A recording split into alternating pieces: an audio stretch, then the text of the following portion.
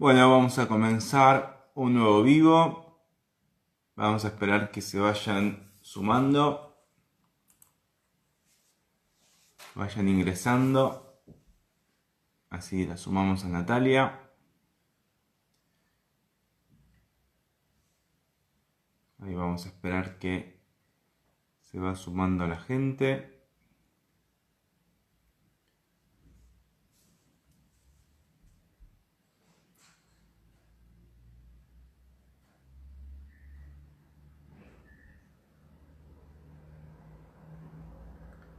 Vamos a invitarla a Natalia.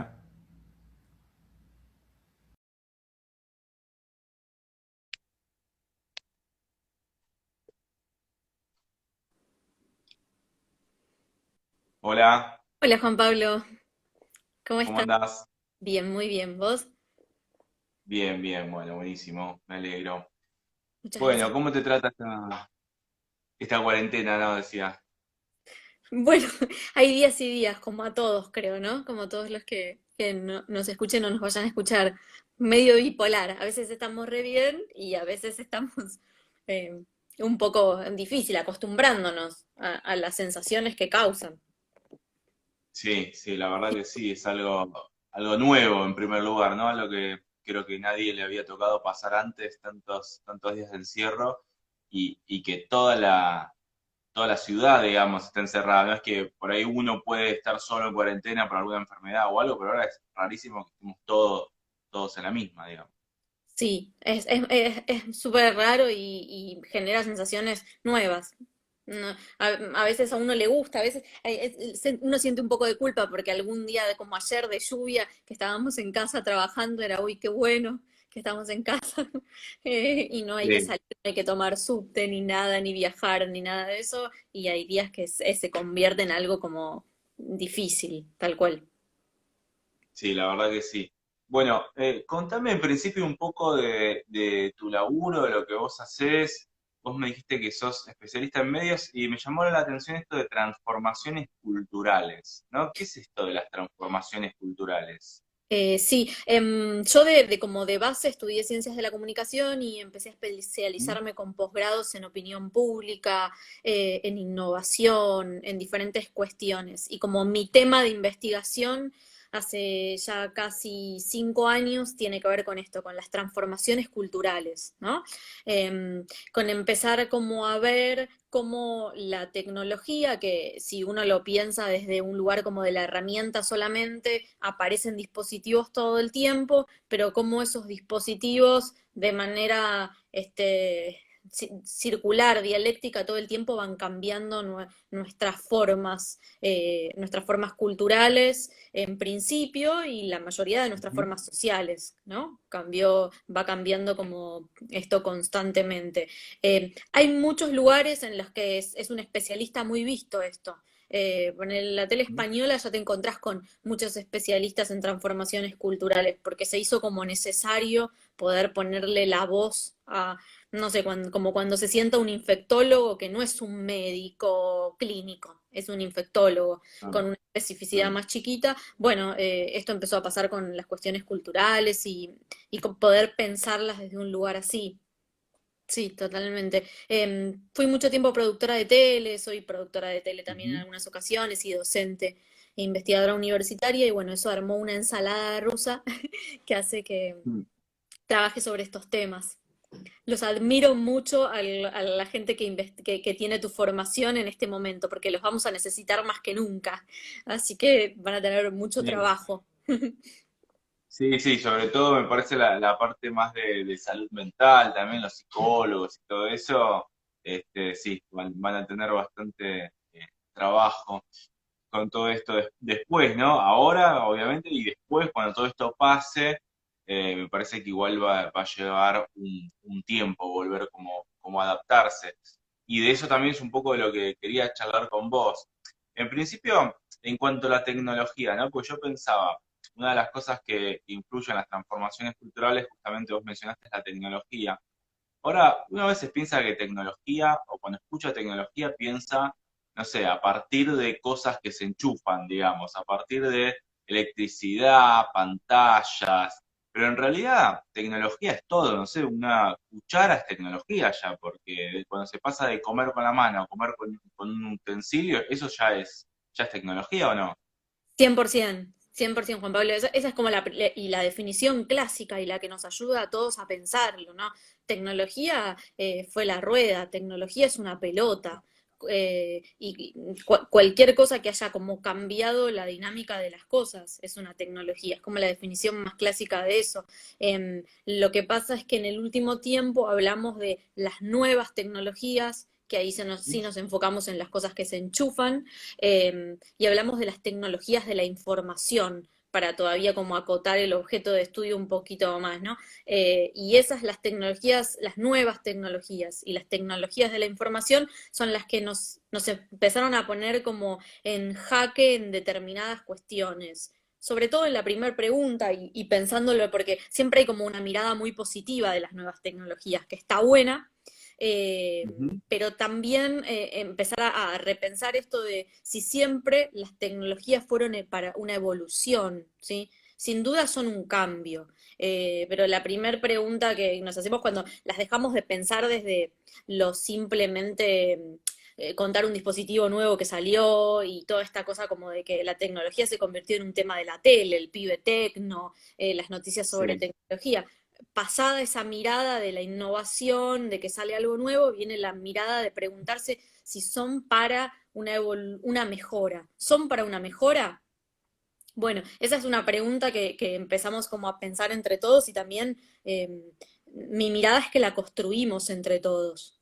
¿Son para alguna mejora o no? Es una construcción que vamos a hacer entre todos de alguna manera, a ver qué sucede con esto. Pero claramente esa es la primera pregunta. Si uno tendría que pensar una cosa es, ok, está bueno igual siempre preguntarlo, ¿no? Porque cada vez que llega como una cosa que parece como, tiene como cierto aspecto de avance o de progresión, es, parecería que per se es una mejora. Bueno, esa es ujú, la primera pregunta. ¿Es una mejora las nuevas tecnologías?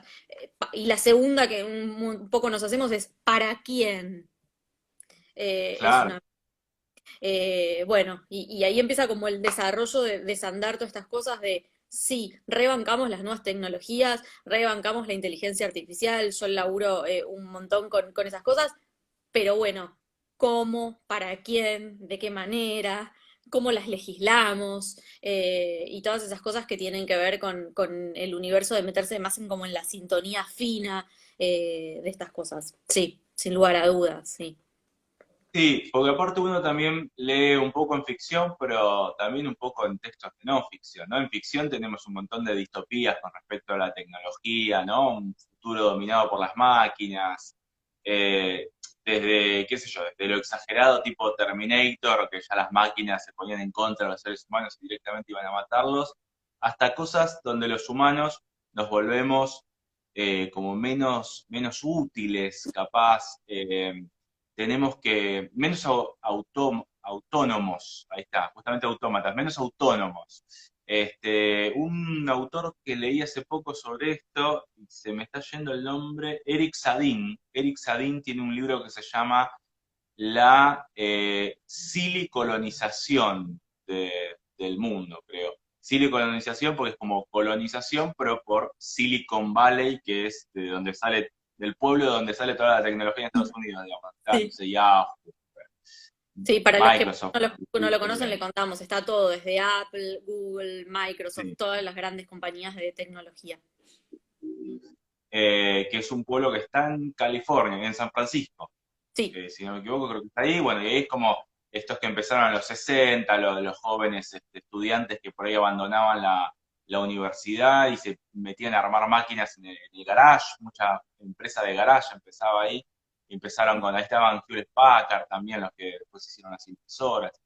sí. Es toda una zona que se desarrolla ahí y este autor, bueno, habla sobre esto, habla como de distintas revoluciones y tiene una visión un poco negativa de la tecnología, porque dice justamente eso, analizando las últimas cosas, yo he escuchado, por ejemplo, incluso que hay heladeras inteligentes, yo no lo sabía, heladeras que detectan qué alimento te falta y tienen conexión de Wi-Fi, se conectan, te hacen la compra, ¿no? O sea, Sí. se faltan tomates, hace la compra, está conectado con tu tarjeta de débito, la paga y te llega, ¿no? Sí. Hasta autos que se van a empezar a manejar solos, ¿no? Como camiones que no necesitan un camionero o taxis que no necesitan alguien que maneje. Entonces lo que decía este autor es que nos vamos volviendo como cada vez más dependientes de esto y menos autónomos. Perdemos autonomía y capacidad de acción y de decisión, porque fíjate, si incluso la heladera va a elegir qué es lo que va a comprar, o sea, ¿cómo ves vos todo esto? Creo, hay dos cosas, ¿no? Y ahí yo también tengo muchas preguntas para hacerte, porque creo que ahí hay una cosa que está buenísima de cómo la ubicación del futuro a través de revoluciones de producción, ¿no? Siempre, Ujú. siempre las revoluciones de producción, primera revolución industrial, segunda, y esto han dejado unos cambios enormes en los usos y costumbres domésticos y lo que más, o al menos lo que a mí me parece más preocupante, una enorme población mundial sin trabajo o sin recursos Ah, para hacerse de su trabajo. Esta es la primera cuestión que pone arriba de la mesa todo lo que tiene que ver con la falta de la automatización de cosas que nosotros hacíamos, ¿no? ujú. En lo doméstico, como esto que vos contás de una heladera, que es una que a mí me gusta mucho, un electrodoméstico que me gusta mucho, que es básicamente lo que hace es detectar, bueno, ¿qué come Juan Pablo? ¿Qué come Nati? ¿Qué come, no sé, Teresa, que nos acaba de seguir ahora? Siempre le gusta tener yogur griego. Bueno, se va a ocupar de que siempre haya. Eso en Claro. alguna forma, hoy lo vemos todavía como con cierto asombro, pero de alguna manera no es ni más ni menos que el yogur ya está hecho en la heladera. Hace un tiempo atrás el yogur se hacía. Es una cosa como evolutiva del proceso histórico.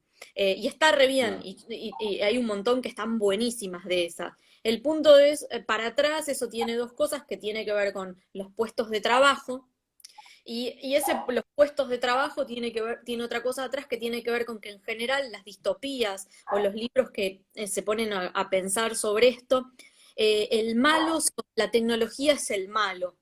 Si hacemos Mm. una revisión rápida por la mayoría de las distopías desde que surgen, y que también es un dato re interesante que la mayoría de las distopías que se hacen más populares surgen después de la Segunda Guerra Mundial, son contemporáneas, perdón, de la Primera Guerra Ujú. Mundial, son contemporáneas. Claro. Esta cosa como Mm. de la revolución de aparecen nuevas tecnologías y las ponemos como si fuesen las malas. Y en realidad la tecnología es esto que hablábamos al principio, es una tecnología. El tema es quién está atrás, qué humanos seguimos estando atrás de esas tecnologías y cómo las democratizamos, las utilizamos o las elitizamos para que sean solamente Ujú. para algunos.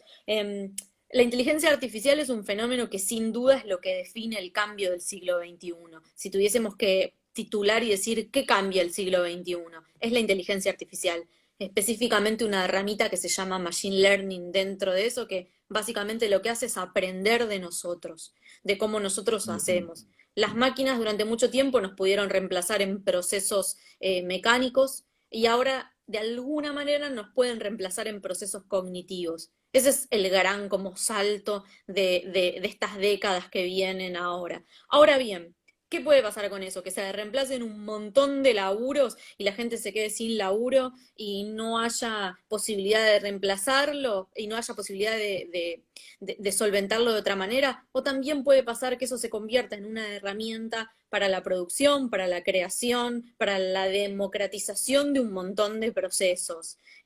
La inteligencia artificial en sí no tiene como postura ideológica el instrumento en sí, depende de cómo nosotros la utilizamos, a dónde va a ir a parar el uso de todo eso. Y eso es como lo más interesante de eso, porque hoy podemos hacer videos, no sé, la gente que le guste divulgar sobre algo, podemos hacer videos, podemos hacer historias y podemos empezar a entender qué conviene más para que nos vean, para que funcione. Si eso lo podemos usar entre todos para poner arriba de la mesa cosas que tradicionalmente no estarían arriba de la mesa, está buenísimo. Si eso queda solamente circunscripto a las manos de las grandes compañías de creación de contenido para manejar un algoritmo que haga que se estrene y se vea lo que cada uno quiere, bueno, ahí la cosa se empieza como a complicar un poco más. Suena utópica la mirada, pero siempre que aparecen cosas nuevas va a haber tensión. Esta es la tensión un poco de este momento. Y está re bueno contarlo. Y contarlo Ujú. que la verdadera discusión no es si la inteligencia artificial es buena o mala, sino qué grupo de humanos vamos a estar atrás de eso para que eso funcione de una manera que esté buena para la mayoría de la gente que se pueda. Sí, y ahí el problema siempre es más político, tal vez, que tecnológico, ¿no? Porque la tecnología, como vos decías, sí, es una herramienta puede usada para el bien o para el mal. No sé, un cuchillo puede usarse para operar, el cirujano opera y te salva la vida y otro te mata con un cuchillo. Y el cuchillo en sí no es ni bueno ni malo, digamos. Entonces la cuestión creo que tiene que ver con esto que decías de la democratización, de la distribución, ¿no? Una pregunta que ya se hacían los jurisconsultos rumanos, que era el quién se beneficia, ¿no? Cui bono, ¿quién se beneficia con esto? ¿No? Esa creo que es la pregunta fundamental porque puede usarse para muchas cosas, para la creación de alimentos, por ejemplo, para evitar hambrunas, para eso es fundamental, pero también tenemos la tecnología y creo que es en uno de los sectores donde más se desarrolló siempre, que es en la guerra, en el sector armamenticio, digamos. Nosotros nos llegan los celulares después de que ya se habían usado como herramienta de comunicación en la guerra, o el GPS, por ejemplo, también. Entonces, esa me parece que es la cuestión fundamental, como decías. Y qué loco eso, ¿no? Para pensarlo desde como el lugar tuyo, desde nosotros como personas, porque nos ponemos a trabajar intensamente en nuevas tecnologías ante una situación tan terrible, global, catastrófica como una guerra.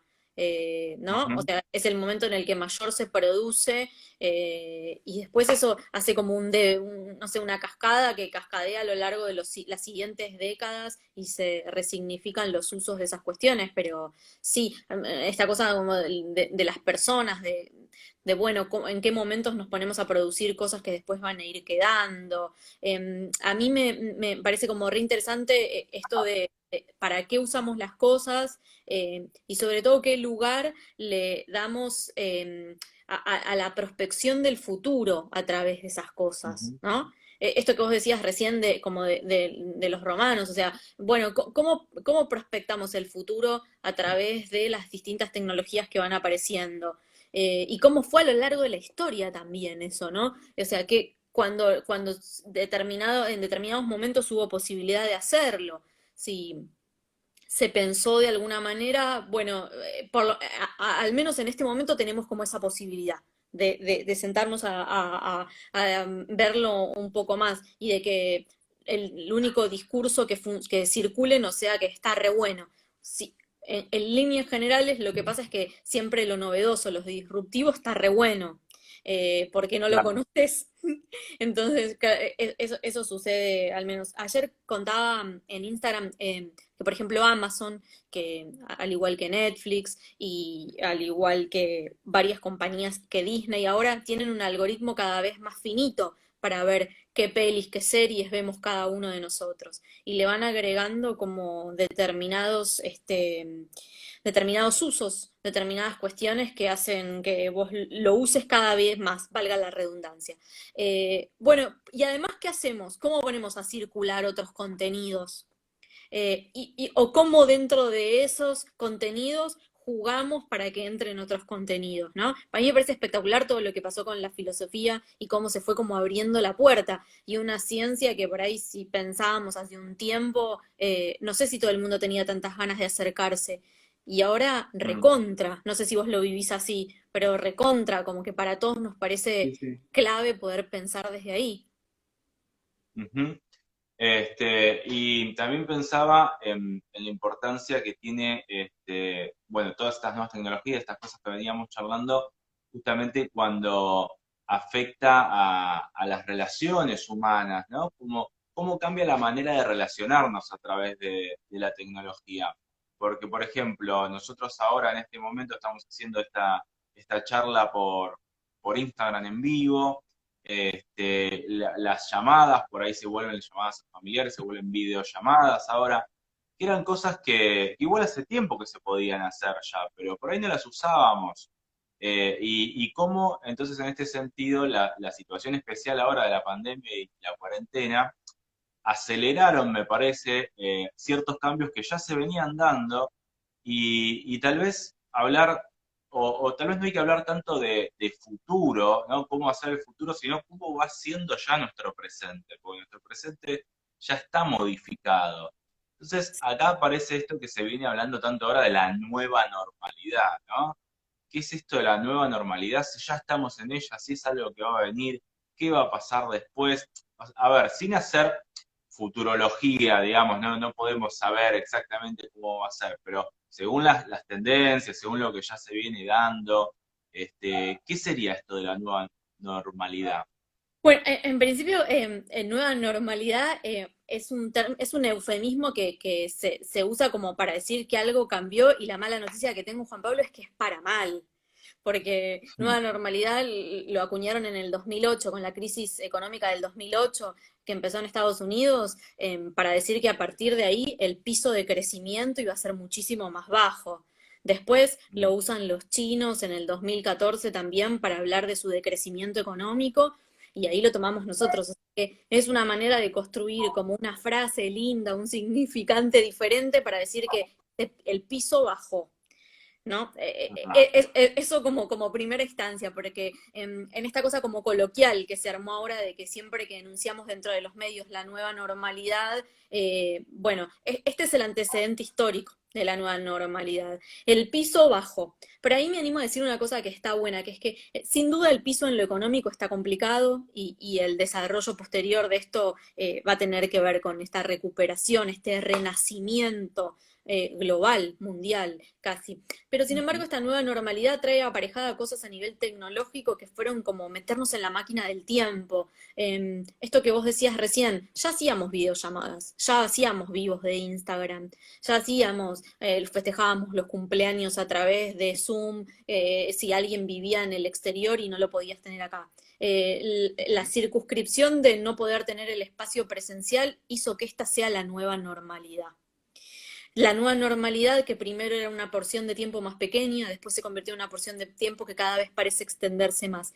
Y esto empezó de alguna manera a contaminar o a sembrar un montón de nuevos usos y costumbres. Esta nueva normalidad es el espacio virtual ya no es un lado B, el espacio virtual ya no es un lugar marginal, el espacio virtual es la otra cara de la moneda de la circulación de nosotros dentro de nuestra vida. Eh, no es si no lo puedo hacer presencial, lo hago de otra manera. Es una elección circular en el espacio virtual y un montón de veces a mí me pasa que cuando posteo o hablo en la radio algo, la gente se enoja y no, a mí me gusta darme un beso y un abrazo y yo me quiero volver a ver y quiero volver a... Sí, todos nos queremos volver a ver. La conversión de esto es el espacio virtual también llegó para quedarse dentro de la nueva normalidad. Los datos, para no, esto de no hacer futurología, los datos de las tendencias de la mayoría de los estudios serios hablan del incremento y de la buena reacción que tuvieron el actor social que puede reaccionar más rápido dentro de estas situaciones, que es la empresa privada, y cómo rápidamente aceitó sus mecanismos para responder dentro de la virtualidad, para poner todos los instrumentos necesarios para que te contesten los chats, para poder distribuir logísticamente, para poder tener espacios de videoconsulta, para tener telemedicina, para hacer hospitales. Rápidamente, ese actor dentro de la sociedad que es las compañías privadas empezó a responder muy rápido y nos puso en tensión a todo el resto de los actores. Nos puso en tensión a la academia, que nos tuvimos que reconvertir en 5 minutos para poder hacer, seguir, continuar, garantizar la continuidad pedagógica de una manera que esté buena, y nos pone a nosotros en jaque todo el tiempo, con estas cosas como, no sé, mañana es el cumpleaños de mi hijo, y recién todo el mundo me estaba diciendo, ¿y a qué hora le haces el cumple? Y yo dije, wow, ¿qué cumple? El ¿Qué cum simple. El zumple, exactamente, exactamente, es el zumple. Esta es la nueva normalidad, ir acostumbrándonos paso a paso que estas cosas que venían en 5 años se consolidaron rápidamente por una cuestión que es de fuerza mayor. Y sin duda la historia también empezó lo empezarán a escribir en estas cuestiones a lo largo del tiempo, cómo esto terminó de dar forma a algo que no estaba del todo definido, ¿no? Vos lo podrás contar mucho mejor que yo, pero cómo este proceso histórico entre la modernidad y la posmodernidad, que no estaba como del todo claro, de repente es como si nos hubiera hecho hola, estamos Sí. hablando de una era diferente. Los que no se quieran anoticiar, dense cuenta de eso. Sí, y el que no se podía adaptar mucho todavía a estas nuevas tecnologías, bueno, de golpe se va a tener que adaptar porque estaba pensando en esto que vos decías, que por ahí ahora, en principio, cuando esto empieza a llegar, si bien ya está, como decíamos hace bastante tiempo, pero empieza a llegar a lo cotidiano ahora, eh, empezamos a usar la videollamada, por ejemplo, por tomar algo que prácticamente hacemos todos los días ahora, que incluso me llama la atención algo por ahí un poco paradójico, que tal vez cuando tenías la oportunidad de ver a familiares o amigos, no los veías tan seguido. Y capaz que ahora que no podés y tenés la videollamada, haces más seguido una videollamada con personas que por ahí antes no lo hacías tan seguido. Y decía esto que, bueno, ya no es algo como, cuando llegó como algo provisorio o algo que venía a estar en reemplazo de otra cosa. Bueno, como no nos podemos ver personalmente, usemos esta tecnología. Ahora es una opción más. Ahora es una opción más y que va a quedar como al mismo nivel de las otras, como tendremos que decidir después, bueno, nos juntamos o hacemos videollamada, ¿no? Como va a estar la posibilidad de, incluso para el tema que me interesa a mí, vos me preguntabas antes por el tema de la filosofía, la verdad que sí, la filosofía hace ya, mira, yo hace de más de 10 años que hago talleres, que empecé así con esto de sacarlo de la academia, ¿no? Y ahí empezó a verse esta necesidad, porque si no, no hubiese funcionado también. O sea, yo hubiese ofrecido un taller de filosofía, no venía nadie, pues no le interesaba, y no, interesó y así fui sumando, empecé a hacer otro tipo de encuentros, porque hay una movida hace un poco más de 10 años que hay un interés, la verdad, en esto. Y ahora lo primero que me pasó en este momento de cuarentena es, bueno, se me corta todo esto, porque se me cortan los encuentros. Y aparece esta opción que, como te decía recién, en principio parece que reemplaza. Bueno, por el momento vamos a hacerlo así, pero después, si bien obviamente se pierde el cara a cara, se pierden un montón de cosas que están muy buenas para la comunicación y para lo que es la enseñanza también, se abren otras posibilidades que yo ahora este vivo, por ejemplo, puedo estar viendo gente que esté en cualquier lugar del mundo, yo puedo grabar clases y las puedo mandar, estoy mandando encuentros, no sé, a Alemania, México, que antes eso no lo podía hacer. Entonces, es un poco lo que decíamos antes, ¿no? Que no es ni bueno ni malo, es una herramienta y depende de cómo la aprovechemos, ¿no?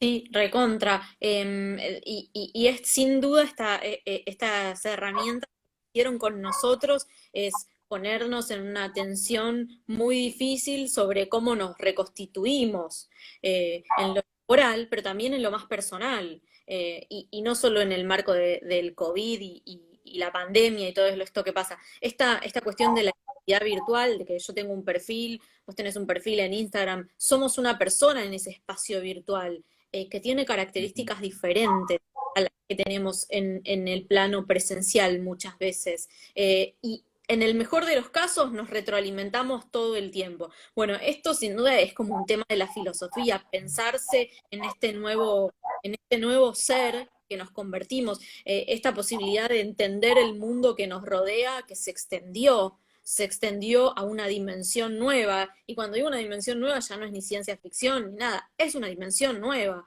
Mi posibilidad de entender, me voy a poner kantiana, pero vos lo vas a explicar mil veces mejor que yo, pero esta posibilidad de entender esto que nos circunda te está sufriendo una extensión enorme. Habrá que ver qué sucede, cómo hacemos y sobre todo con nuestra contemporaneidad. Somos tan contemporáneos de esto que cada uno lo podrá autopercibir de alguna manera, ¿no? ¿Qué pasa con eso? ¿Cómo hago? ¿Cómo me siento?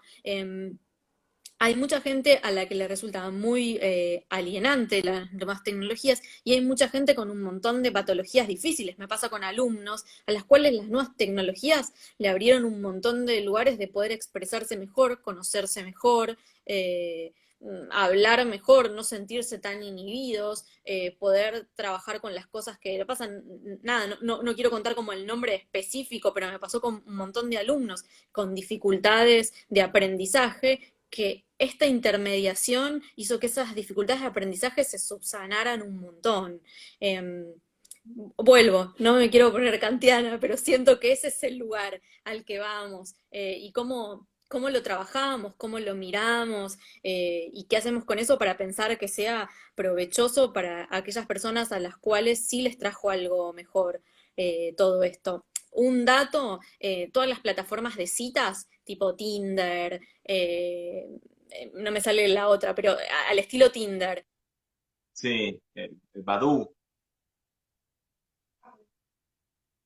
Badoo y todas las Few. plataformas de citas cuentan en este momento que lo que está pasando es que la gente se mete mucho más, pero además que charla más, se conoce más, se siente como más segura de que cuando se encuentren en sus análisis de datos, de métricas y eso, de que cuando se encuentren van a haber tenido un montón de tiempo más desde la virtualidad en la cual se sienten más tranquilos, más relajados para conocerse. Eh, Viendo el lado positivo de esta cuestión que conversábamos, ¿no? Sí, y vos también, bueno, estabas todo el tiempo haciendo referencia también a la filosofía, que lo mencionaste a Kant. Y una de las preguntas filosóficas es ¿qué es la realidad, no? Empezar a preguntarse un poco el origen de la filosofía, cuando los primeros, los presocráticos, decían que todo estaba hecho de agua, de fuego, de aire. Se preguntaban por eso, por el cosmos, lo podemos resumir por la realidad. ¿Qué es la realidad? ¿Qué es lo que existe? Y la verdad que estamos, así como vos decías que uno de los temas del siglo XXI es la inteligencia artificial, también me parece que lo es la realidad virtual, o esto que se llama, ¿cómo que se llama? Realidad extendida, ¿no? Cuando empiezan a aparecer, cuando salió este juego de encontrar los Pokémones, que vos enfocabas la calle y había algo ahí que lo veías solo con el celular, ¿no? Entonces, está la pregunta también esta de, nosotros en principio decimos el mundo real, supongamos, mi sobrino siempre dice, por ejemplo, en el mundo real hay una sola vida, ¿no? Porque él juega al Mario, en el Mario tenés 3, 4, 5 vidas, en el mundo real hay una sola. Esta diferencia de el mundo real y el mundo virtual. En realidad la virtualidad es una realidad más, ¿no? Absolutamente. Es un mundo real también, ¿o no? Y como decías, no solamente la pregunta de qué es la realidad, sino también la pregunta de qué es, del quién soy. Y vos decías, bueno, yo soy uno, en la realidad soy uno en mi perfil de las redes, pero es menos real el yo del perfil de las redes que el yo de la realidad. ¿Cómo es eso?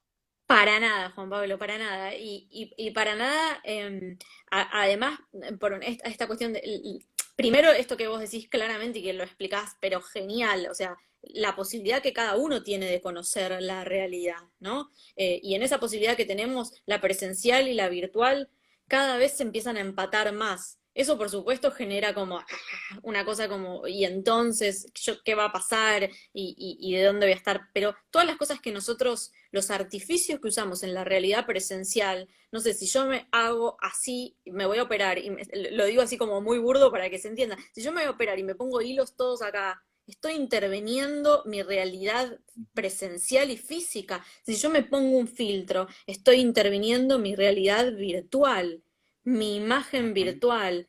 ¿Cuál es la diferencia entre una y la otra? En Sí. clase los evoco mucho a los chicos.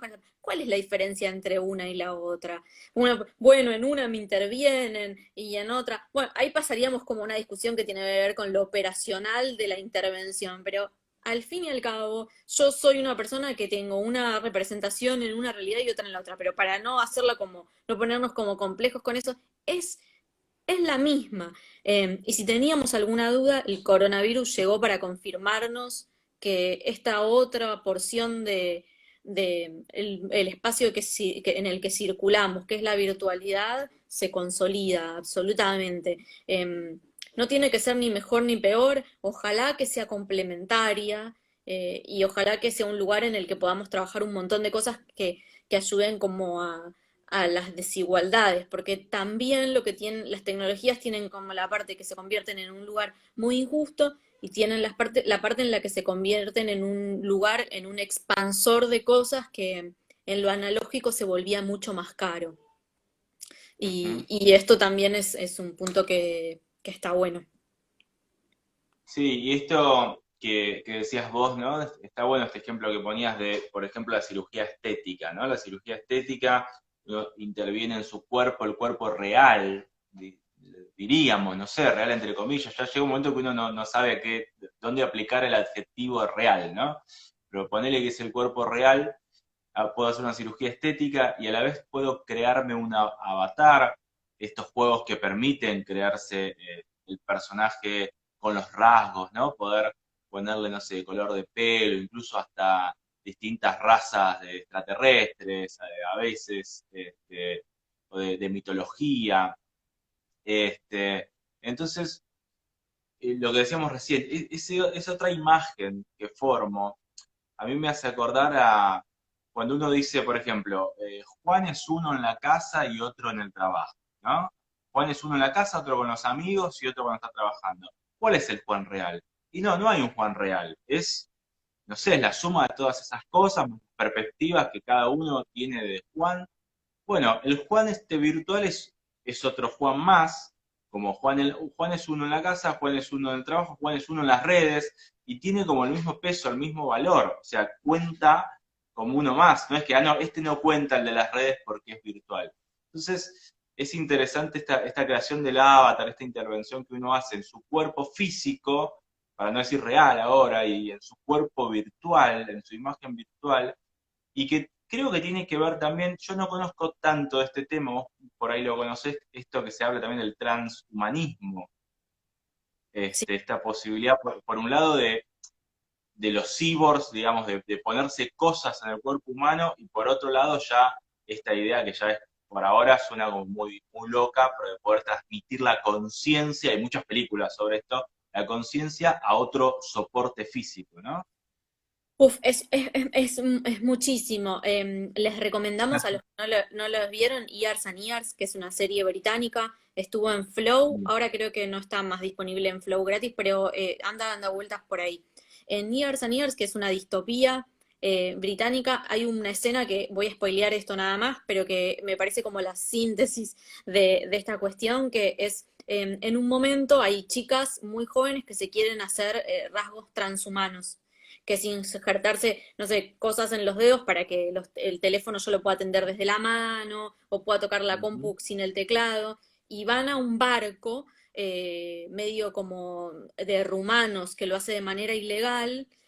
Por supuesto les va mal, tienen que ir a un hospital para que las atiendan y les arreglen esto que pasó, y la médica dice, en los 90 eran las cirugías en los 90 eran las cirugías plásticas, el aumento de lolas, la boca, los cachetes. En el 2000 fue el cambio de género y en el ujú. 2020 es el transhumanismo.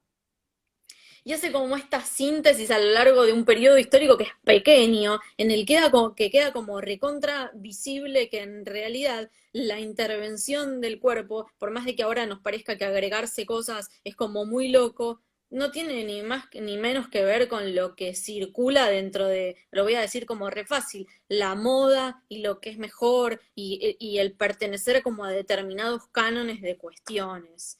Ujú. Así todo, muchas tecnologías proyectan algunas cosas no tan locas que tienen que ver con que nosotros tengamos dentro de nuestro cuerpo determinadas usabilidades que nos ayuden a pagar algo con chips que están puestos y directamente vos pagues desde tu mano porque tenés el chip con tu cuenta acá y no tengas que usar nada más.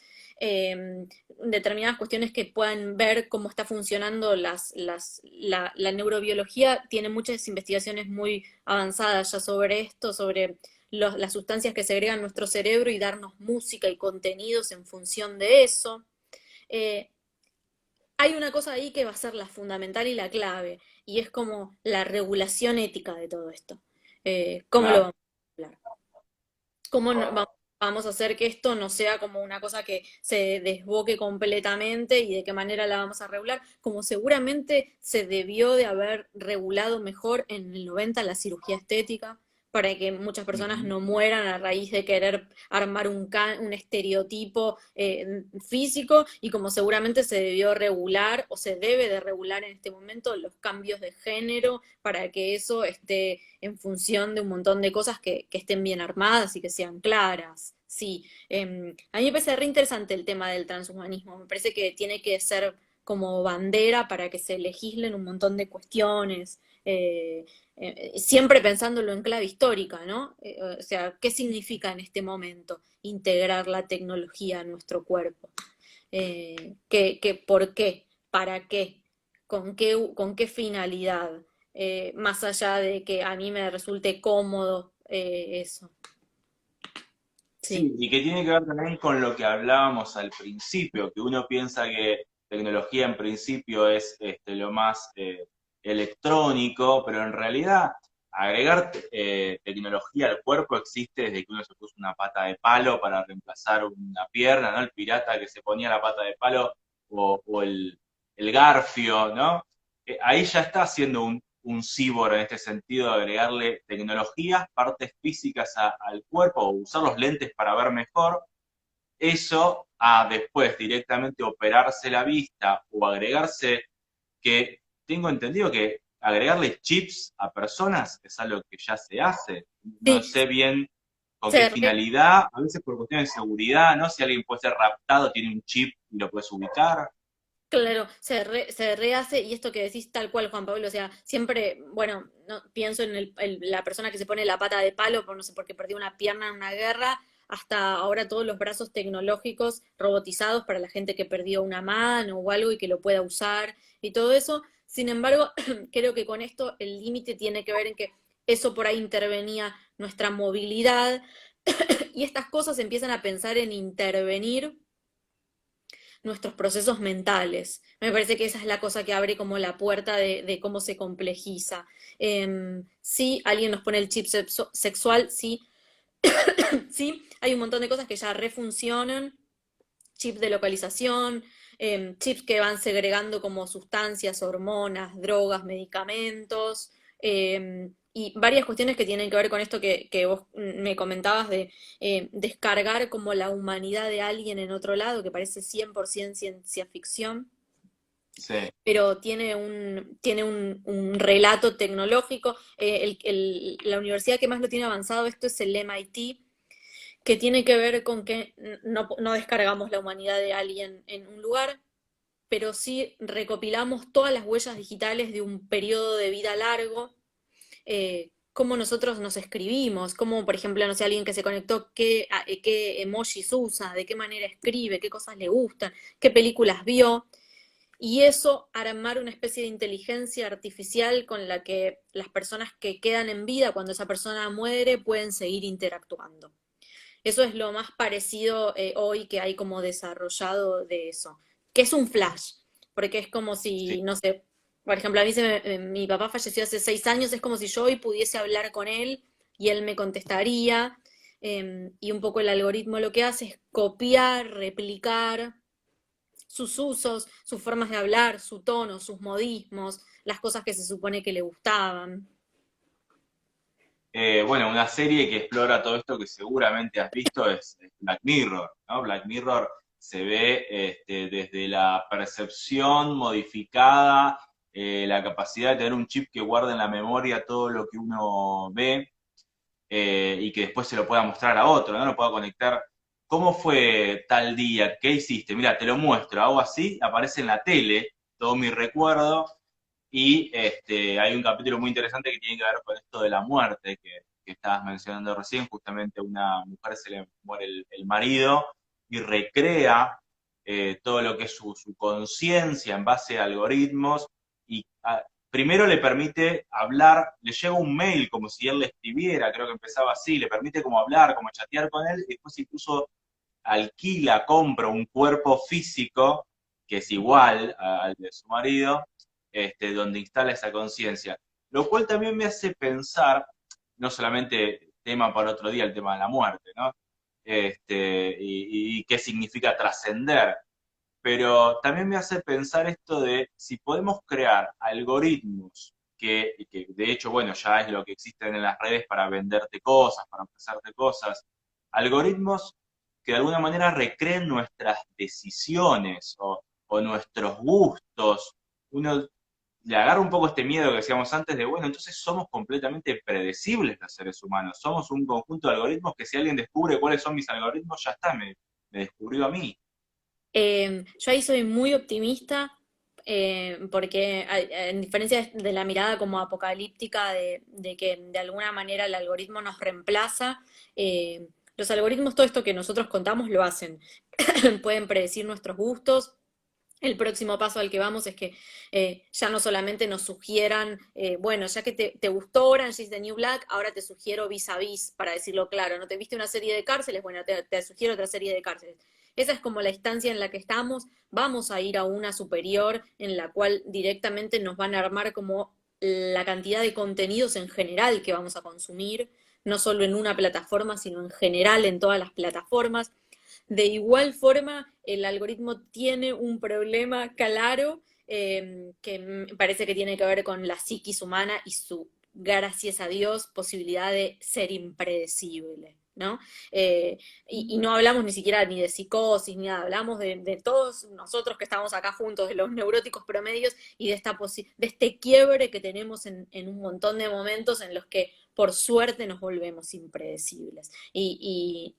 Esto pasa como constantemente en las industrias culturales, que son como un poco acá alguien nos pone algo al respecto, es las industrias culturales que son como la meca de la utilización de todo esto, sin embargo, muchas veces les aparece como adelante de la cara la cuestión que no pudieron ver de lo que estaba pasando, porque por alguna extraña conjunción de climas sociales, opinión pública, cuestiones personales y algo, viene la ruptura. Es difícil con esto decir algo que sea lo suficientemente sólido porque tenemos muy poco tiempo todavía de eso, pero en el poquito tiempo en el que vamos, tenemos. Ya nos pasó como en varias cantidades de veces. Para contártelo como muy simple, cuando llegan las novelas turcas a la Argentina y como toda esta cuestión, una de mis tesis de posgrado sobre esto, me puse a investigar sobre, bueno, sí, toda la cuestión de la lata barata y todas estas cosas que es una anécdota que anda dando vuelta por muchos lados y se puede leer, pero ¿qué pasaba en los mercados en los que surgió? Algo que estaba programado para ser un relleno. ¿Qué pasaba? ¿Qué pasaba en la opinión pública en ese momento? ¿Cómo estábamos? ¿Era un año de elecciones? ¿Era un año de mucha cuestión como beligerante en el resto de los medios? Bueno, esto es muy complejo para el algoritmo. Todavía, no, Todavía. todavía, todavía. Por ahora es muy complejo y me parece que está re bueno. Yo siempre invito a los alumnos en clase a que jueguen con el algoritmo, háganle chistes en todos lados, en Spotify, en Netflix. Escúchense, si les gusta mucho la música inglesa, escúchense en varios días cumbia para ver cómo en realidad pueden detectar fácilmente cuál es el patrón de funcionamiento del algoritmo. Si se están viendo muchas series de misterio negra, no sé, mírense en 4 o 5 documentales sobre plantas y van a ver cómo es fácil de entender cuál es la mecánica y la lógica con la que elaboran en líneas generales los algoritmos. Sí, es tremendo porque aparte no solamente sugieren cosas, se hace como medio un círculo, ¿no? Porque no solamente sugieren cosas en cuanto a tus gustos, sino que terminan un poco generando tus gustos. Porque de pronto todos estamos viendo la misma serie, todos estamos con la misma película, empieza esto incluso a verse replicado en los memes, uno ve memes sobre una serie y tiene que estar viendo esa serie para entender los memes sobre una película. Ahora Netflix te pone número 3 en Argentina hoy, número 4 en Argentina hoy, tal serie. Y todos tenemos como no solamente nos impone gustos, sino que nos impone temas de conversación también, porque todos tenemos que hablar sobre eso, si no uno se queda afuera. Y me parece que un poco está bueno rescatar esto de la impredecibilidad, qué palabra difícil, de ser impredecibles, ¿no? Como que la humanidad resida ahí. si vos tendrías que definir desde tus estudios culturales, tecnológicos bueno, y comunicacionales también, ¿qué es el ser humano? ¿Cómo lo definirías? ¿Qué significa ser humano? ¿Qué es la humanidad? Uf, es más para Difícil. vos esa pregunta. Yo no sé, no sé si estoy en posibilidades de contestarla, Juan Pablo, pero voy a contestar de redes de lo personal. Me Sí. parece que es el conjunto de las cosas que nos pasaron en los primeros 5 años de nuestra vida. Básicamente, Ujú, el marco que siempre me parece que es más interesante para responder sobre el ser humano, a mí en lo personal, es el psicoanalítico. ujú. Es lo que somos, lo que pasó en nuestros primeros 5 años con mamá, papá o quienes tuvieron esas funciones. eh, y todas las cuestiones culturales que fueron como experimentándose en ese momento, libros, religión, series, plataformas ahora que los chicos usen y todas estas cuestiones. Lo que me parece es que nos vamos a encontrar, al menos los adultos jóvenes y los adultos en estos próximos años.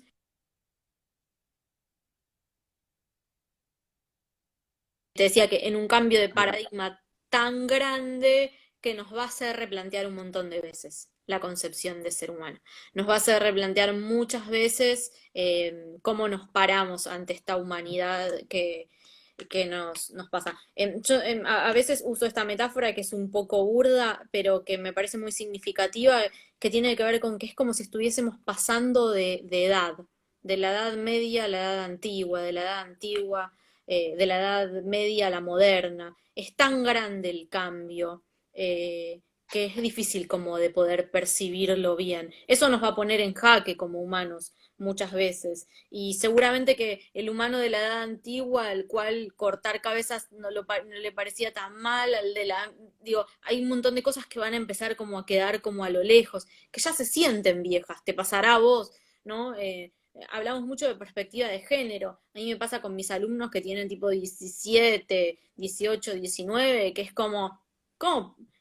¿Qué es perspectiva de género? Es re obvio esto que me estás diciendo, o sea, yo no sé, hoy soy esto que me pasa ahora y mañana, digo, hasta en esas cosas nos pone en jaque todo esto que circula ahora inclusive para nosotros que no somos tan grandes, hay cosas que las vemos en relación a generaciones más jóvenes y ya empieza a pasar.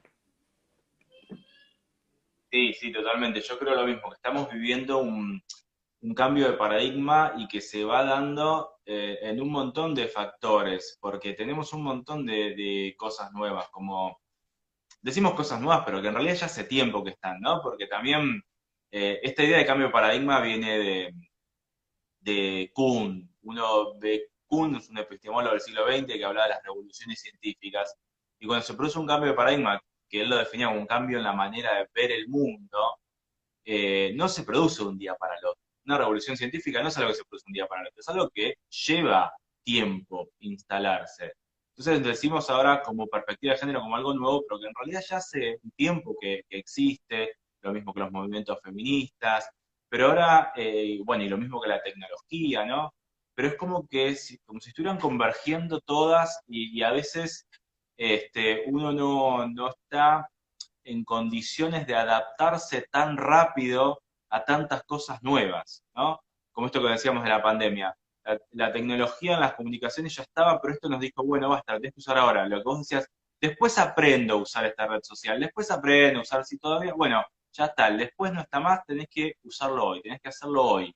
Entonces me parece que un poco estamos con esta sensación también de angustia, que es lo que nos lleva a la filosofía, ¿no? Que no, de incertidumbre, de no saber qué es lo que va a pasar, de no saber para dónde viene todo esto, ¿no? De no encontrar una meta que hace que nos acerquemos a la filosofía de este tipo de preguntas y también que nos obliga a adaptarnos rápidamente. ¿Vos sentís que en algún otro momento histórico hubo una preocupación por el futuro tan grande como la que vivimos hoy? Si pudiese pensar, no sé, en algún otro momento. Mira, en general, lo que pasa si dividimos así en eras como veníamos hablando, en la antigüedad apuntaba más, la antigüedad y la Edad Media, diría, apuntaba más hacia el pasado, siempre hacia la figura del héroe, hacia las bases culturales, rituales, la historia en lo que se basaba una cultura.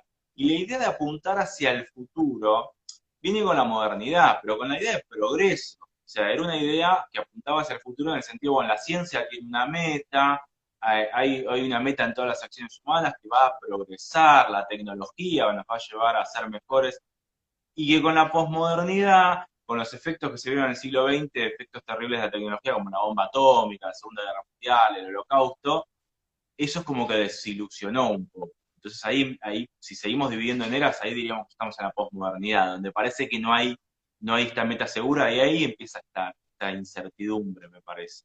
Esta cosa de Dios ha muerto, Nietzsche, cuando él dice Dios ha muerto, no hay más verdades absolutas, no hay más fundamentos, entonces nos deja esta sensación de vacío.